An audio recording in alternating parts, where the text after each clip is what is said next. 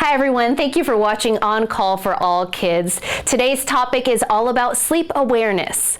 We'll be discussing why sleep is so important for your child's health, symptoms that your child might not be getting quality sleep, and the most common pediatric sleep disorders.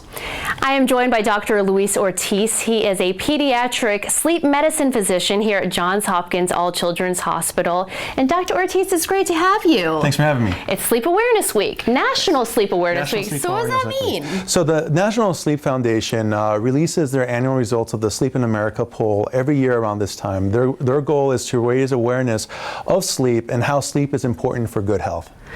Let's talk a little bit about that, and especially for kids. Why is sleep so important, and important for their quality of life, really?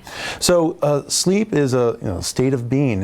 Your brain undergoes many processes during the night, not only to repair itself, but also to kind of look back on what it's learned. It's important in terms of healing as well as learning new skills. And so when that gets disrupted in children, they suffer.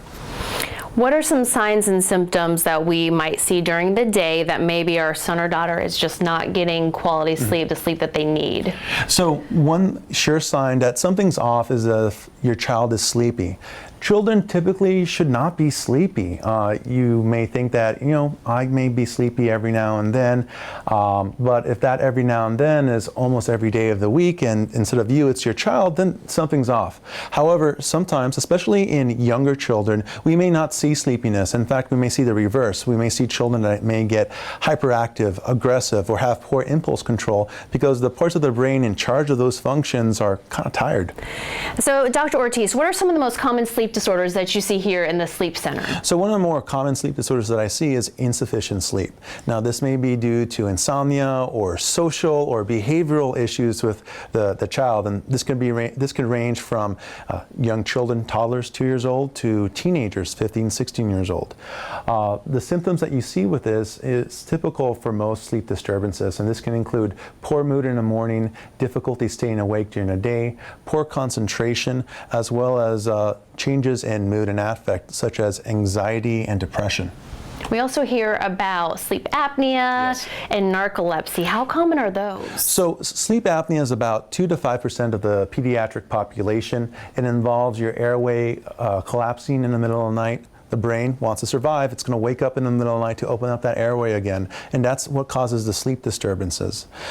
Similar to insufficient sleep, we see issues with mood during the day and throughout the day, as well as behavior and concentration issues.